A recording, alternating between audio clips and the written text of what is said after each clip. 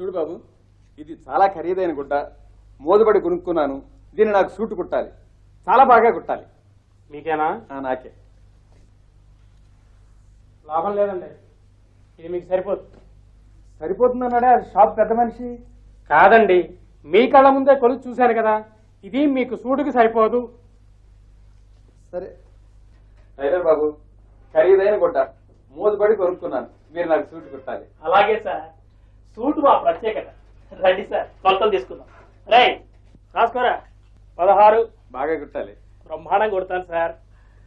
17.5 చాలా బాగా ఉండాలయ్యా. మీకెందుకు సార్, మీరు ఎల్లుండి రండి.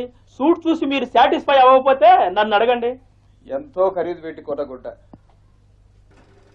ఏమయ్యా సూటు కుట్టావా? నిన్ననే కుట్టారు సార్. బాగా కుట్టావా? లోపలికి వెళ్ళి ఒకసారి వేసుకురండి. మీరు సాటిస్ఫై అవ్వకపోతే నన్ను అడగండి. అలాగే. మనం కొట్టడమో సూటు బాగోకపోవటమా? బాగుందయ్యా, సూటు బ్రహ్మాండంగా కుట్టావు. ఏమిటయ్యా, మీ వాడు తొడుక్కున్న సూటు కూడా నా సూటు రంగులోనే ఉంది.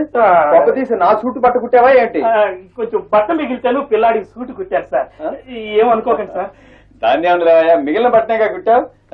ఓకే, ఇదిగో నువ్వు సాటిస్ఫై అయినట్టేనా? వస్తాను. మంచిది సార్. ఏం బాబు, నేను తెచ్చిన గుట్ట నాకు సూటుకే చాలదన్నావు. ప్రక్క వీధిలో గుట్టించాను. ఆ టైలరు నాకు సూటు కుట్టడమే కాకుండా గుట్ట మిగిలితే వాళ్ళ పిల్లవాడికి కూడా సూటు కుట్టుకున్నాడు. నీవో పెద్ద నాకే చాలదన్నావు. అదంతా ఏం పోయిందండి, కొడతాడు. ఆయన పిల్లవాడికి 4 ఏళ్ళు, మా అబ్బాయికి 14 ఏళ్ళు.